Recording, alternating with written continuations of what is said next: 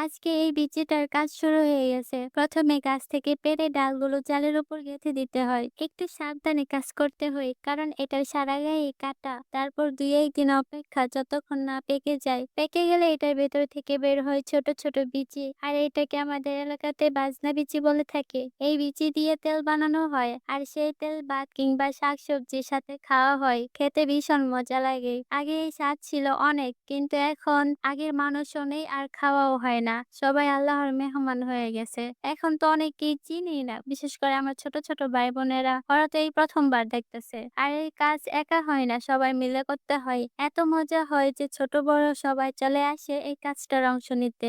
হাসি ঠাট্টা আর গানের মাঝেই শেষ হয়ে যায় এই বাজনা বিচির কাজ। আর এইগুলো তো বহুদিন ধরে বানানো হয় না, তাই মামি কিংবা ভাবিরা অনেকেই ভুলে গেছেন কিভাবে তেল তুলতে হয়। তারপর এক নানুর কাছে জিজ্ঞাসা করলো, নানু তো পুরোনো দিনের মানুষ, তিনি সব ধাপে ধাপে বলে দিলেন। প্রথমে এই বিচিগুলোকে হালকা সিদ্ধ করতে হয়, তারপর ঢেঁকিতে কুটে নিতে হয়, তারপর একটা চালনির মাধ্যমে এগুলো ছেঁকে নেয়, আর এইভাবেই নাকি এটা তেল তৈরি করতে হয়।